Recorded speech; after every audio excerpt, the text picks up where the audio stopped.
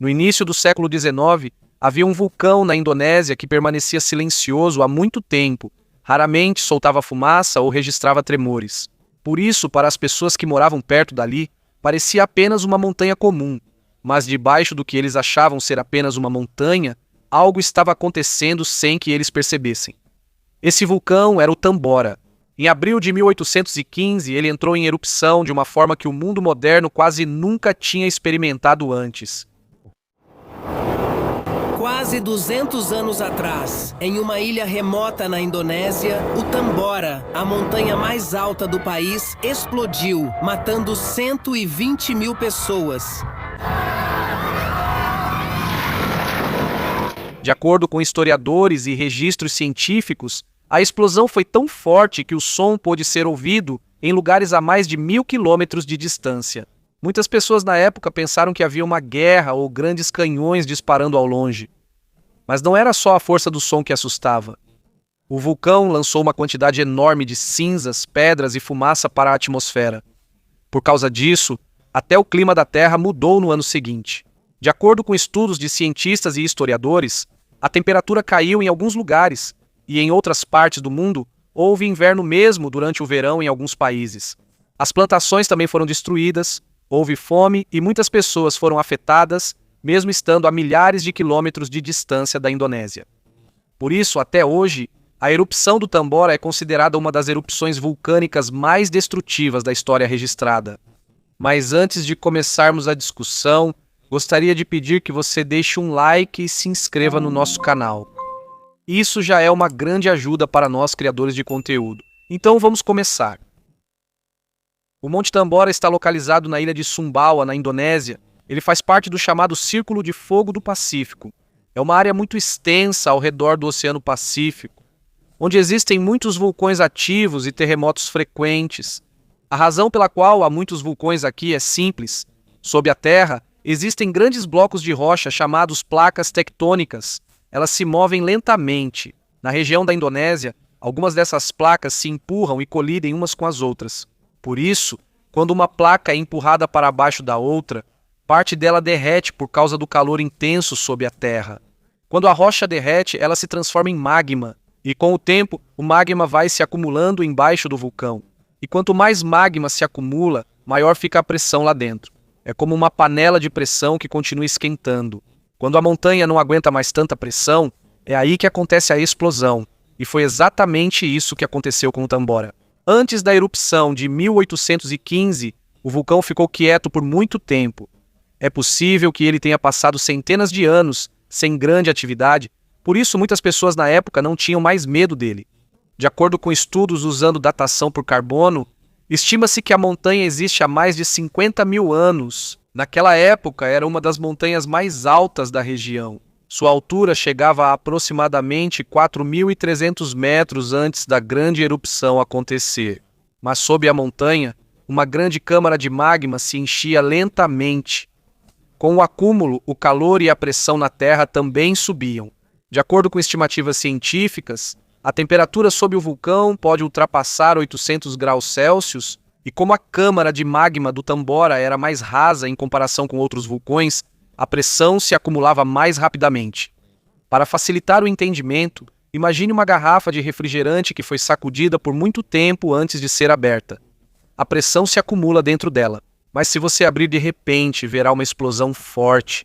Foi isso que aconteceu com o Tambora, mas milhões de vezes mais forte. No início dos anos 1800, havia reinos e pequenos sultanatos na ilha de Sumbawa. Um deles era o reino de Tambora, que ficava ao redor do próprio vulcão. Milhares de pessoas viviam lá naquela época. O lugar era conhecido pela agricultura, comércio e recursos naturais. O solo, perto dos vulcões, é fértil. Por isso, mesmo sendo perigoso, muitas pessoas ainda moravam perto dali, porque o solo vulcânico é ótimo para a agricultura. Mas enquanto a vida das pessoas ao redor do Tambora seguia normalmente, a situação embaixo da montanha ia piorando aos poucos. Eles não sabiam que uma grande tragédia já os aguardava. E em abril de 1815, finalmente entrou em erupção um dos vulcões mais poderosos já testemunhados pela humanidade. Antes da erupção completa do Monte Tambora, isso não aconteceu de repente em apenas um dia.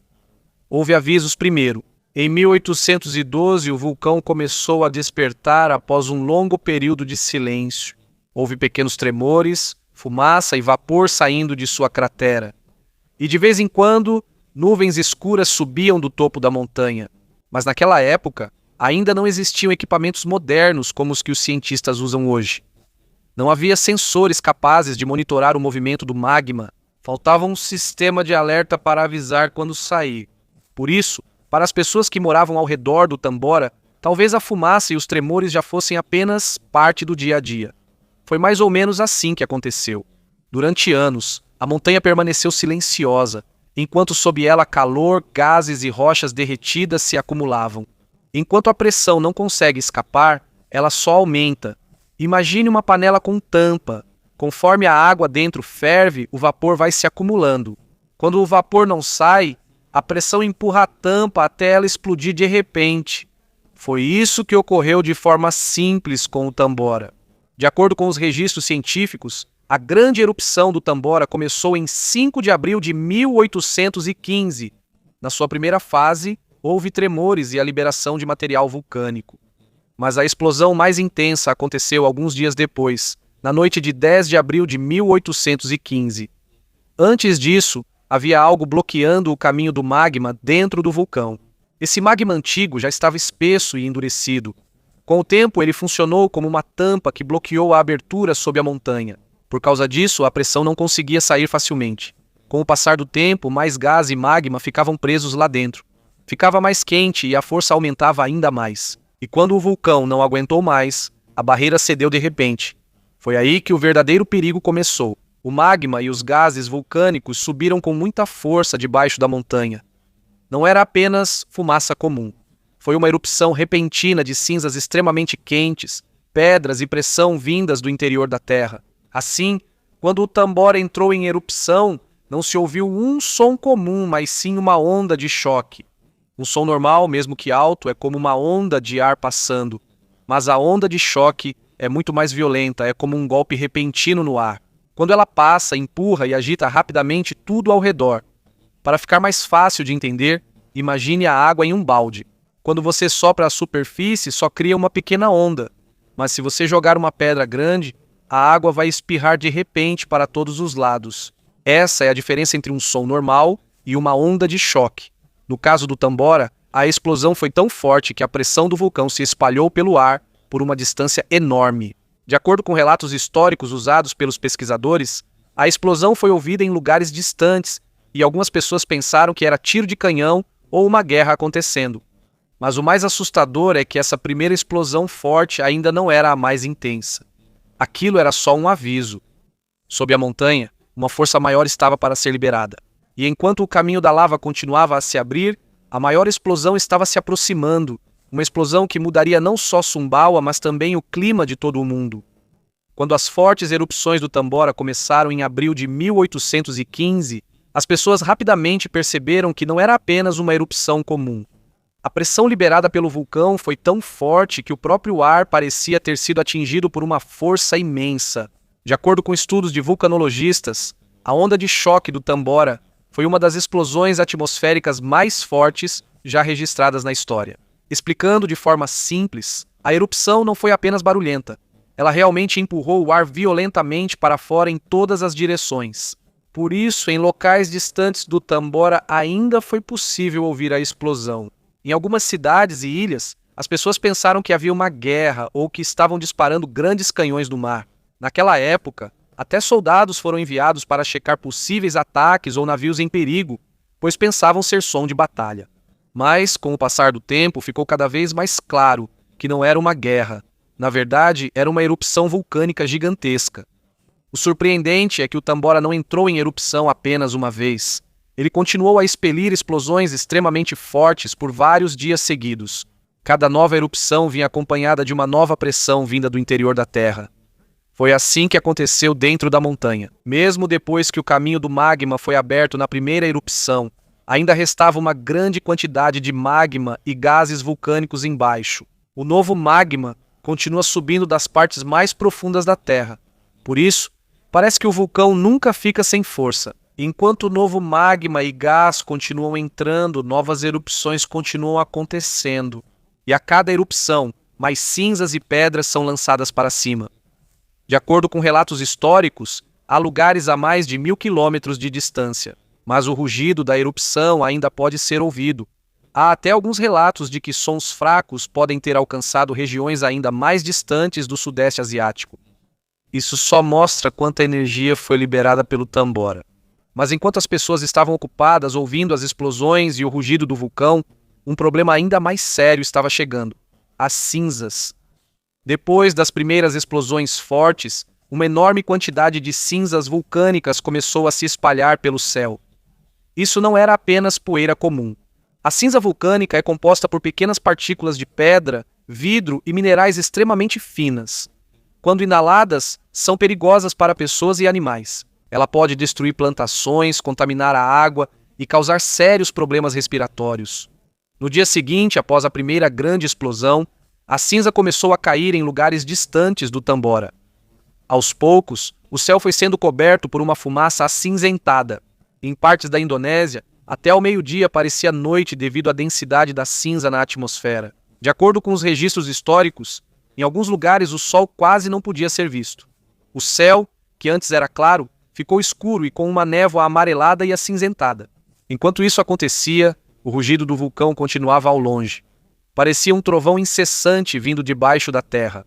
Nas casas, ruas e plantações, a espessa camada de cinzas se acumulava aos poucos. Inicialmente, algumas pessoas acharam que a queda de cinzas poderia ter efeito especial ou medicinal. Com o tempo, percebeu-se que era uma grande catástrofe. Diariamente, a camada de cinzas aumentava e o ambiente escurecia. E enquanto o vento levava as cinzas vulcânicas para o oeste, ilhas como Java e Bali eram ainda mais afetadas.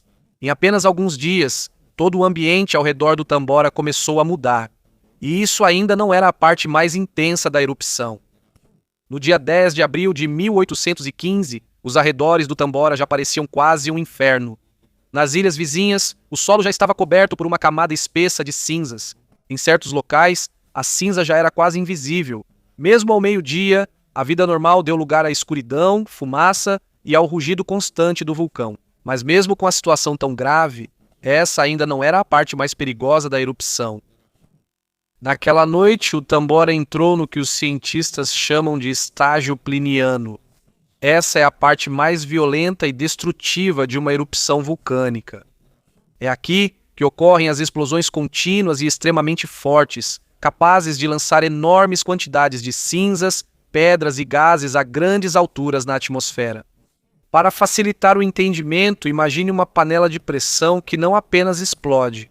É como se milhões de toneladas de pedras quentes e gases fossem de repente empurrados para cima por toda a montanha.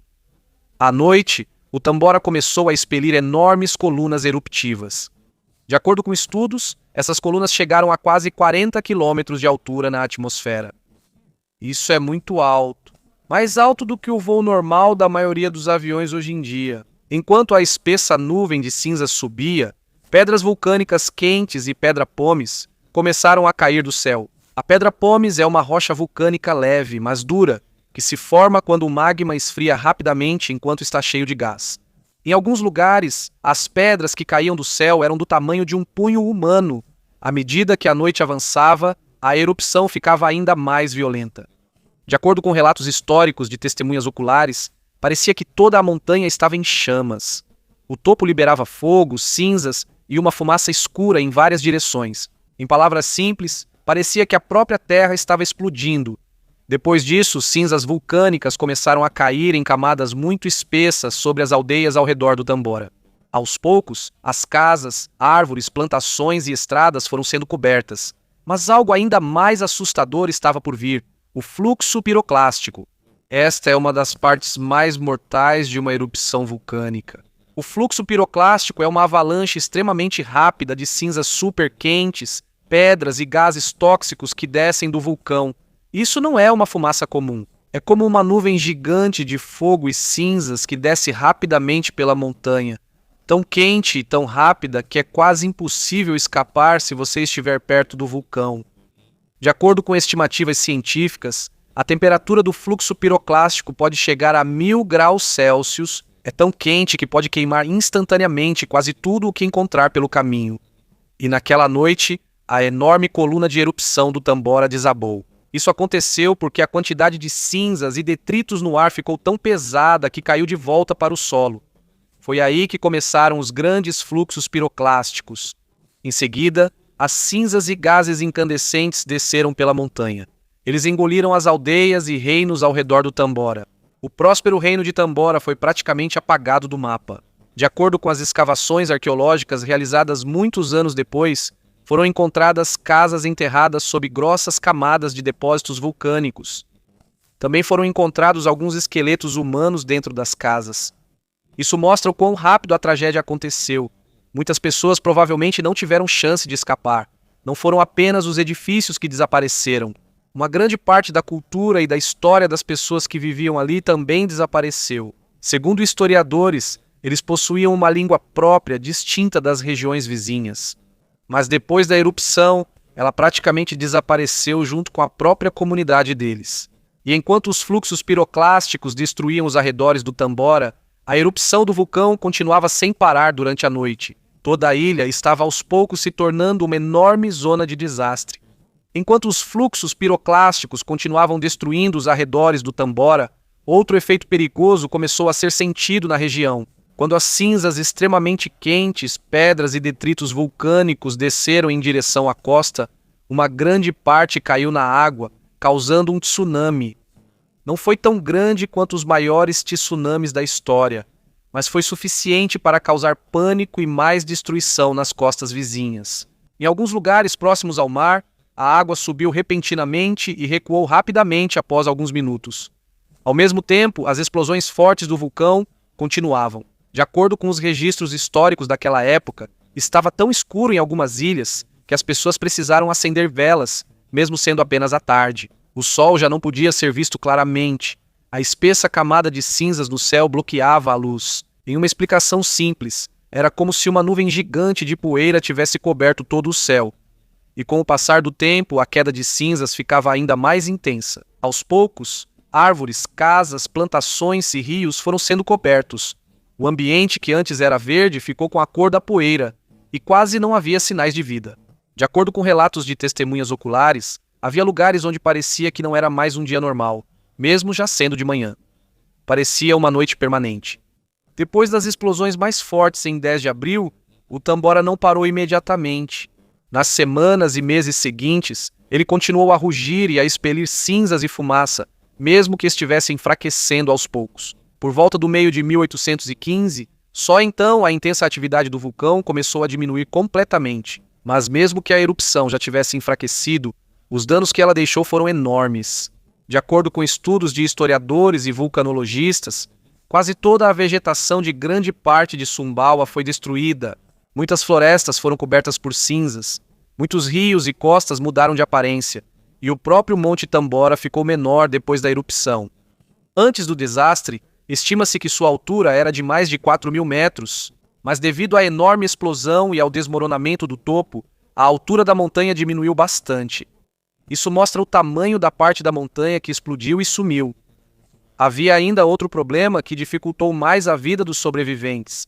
Quase nenhum navio conseguia se aproximar imediatamente dos arredores do Tambora, por causa da grande quantidade de detritos vulcânicos no mar. Naquela época, partes do oceano estavam cobertas por pedra-pomes e cinzas, dificultando a chegada de ajuda e suprimentos. E com o passar do tempo, começaram a ser sentidos os efeitos mais graves da erupção. Fome, doenças e falta de comida e água potável. Muitas plantações foram destruídas por causa da espessa camada de cinzas. Muitos animais morreram. E em algumas áreas, as pessoas quase não conseguiam colher nada. De acordo com as estimativas dos historiadores, milhares de pessoas morreram imediatamente por causa da erupção, dos fluxos piroclásticos e da queda de cinzas. Mas ainda mais pessoas morreram nos meses seguintes devido à fome, doenças e ao colapso da vida normal na região. E ao todo, estima-se que mais de 100.000 pessoas foram afetadas ou morreram devido aos efeitos da erupção do Tambora e do desastre climático que se seguiu. Mas mesmo com uma tragédia tão grande na Indonésia, na verdade não foi só o Sudeste Asiático que foi afetado pelo Tambora.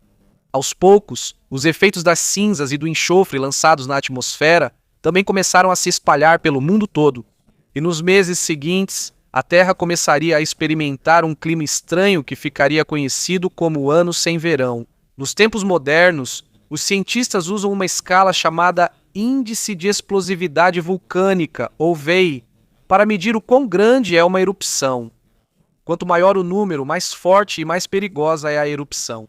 Por exemplo, as erupções de VEI 5 já são grandes e conseguem expelir uma enorme quantidade de cinzas e pedras. Mas, de acordo com os vulcanólogos, a erupção do Tambora em 1815 atingiu VEI 7, e isso a coloca entre as maiores erupções vulcânicas já registradas na história. Explicando de forma simples, não foi apenas uma montanha que explodiu. Foi como se uma parte enorme da Terra tivesse literalmente sido lançada para cima. Estimativas científicas apontam que centenas de quilômetros cúbicos de cinzas, pedras, gás e material vulcânico foram lançados pelo Tambora na atmosfera. E foi aí que começou o efeito que o mundo não esperava naquela época, porque as cinzas e o enxofre da erupção não ficaram apenas na Indonésia. Isso subiu muito alto na atmosfera e foi se espalhando pouco a pouco por diferentes lugares. Por causa disso, a luz do Sol que chegava à superfície do planeta diminuiu. Para ficar mais fácil de entender, imagine a fumaça de um incêndio enorme. Quando a fumaça é densa, a luz que passa por ela fica mais fraca. Foi isso que aconteceu com a Terra depois da erupção do Tambora, mas em uma escala muito maior. No ano seguinte, vários países começaram a experimentar mudanças climáticas estranhas. A temperatura caiu. O tempo ficou ainda mais frio, e em alguns lugares até nevou e houve geada mesmo sendo época de verão. Nos Estados Unidos, na Europa e em algumas partes da Ásia, muitas plantações foram danificadas devido ao frio extremo e ao clima instável. Lugares tiveram geada até no verão. Algumas plantações não deram frutos e alguns agricultores perderam toda a colheita. E por causa disso começou uma grave escassez de alimentos. De acordo com os registros históricos, houve fome, aumento dos preços dos alimentos e crescimento das doenças em vários países. Naquela época, a maioria das pessoas ainda não sabia que tudo estava conectado a um vulcão na Indonésia. Naquela época, ainda não se entendia completamente como grandes erupções afetavam o clima de todo o mundo. Mas hoje, está claro para os cientistas que o enxofre e as partículas vulcânicas vindas do Tambora foram uma das principais causas do estranho desastre climático de 1816. Enquanto vários países sofriam com o frio e a perda de colheitas, a erupção também marcou a cultura e a história. É isso. De acordo com os historiadores, o clima estranho e sombrio após a erupção do Tambora serviu de inspiração para algumas histórias de terror famosas do século XIX, incluindo Frankenstein, de Mary Shelley. Na China, o frio intenso e a escassez de alimentos também afetaram a vida de muitas pessoas e até apareceram em alguns escritos e poemas tradicionais daquela época. Mas apesar de todos esses efeitos culturais, o mais grave ainda foi a perda de inúmeras vidas. Não foram apenas as pessoas que morreram diretamente na erupção que foram vítimas. Muitos também morreram devido à fome, doenças e desastre climático que vieram após a erupção. E até hoje, cientistas e historiadores ainda consideram a erupção do Tambora como um dos desastres naturais mais perigosos da história moderna da humanidade. Não apenas destruiu uma ilha, mas também mudou o clima de todo o planeta, mudou a vida de milhões de pessoas e mostrou o quão pequeno e fraco o ser humano é quando a verdadeira força da natureza se manifesta. Em mais de 200 anos desde que ocorreu a erupção do Tambora, nenhuma outra erupção vulcânica atingiu a mesma escala. E é por isso que até hoje cientistas do mundo todo continuam estudando esse fenômeno. Porque o Tambora nos lembra que, mesmo que uma montanha fique silenciosa por centenas de anos, isso não significa que não exista perigo escondido embaixo dela.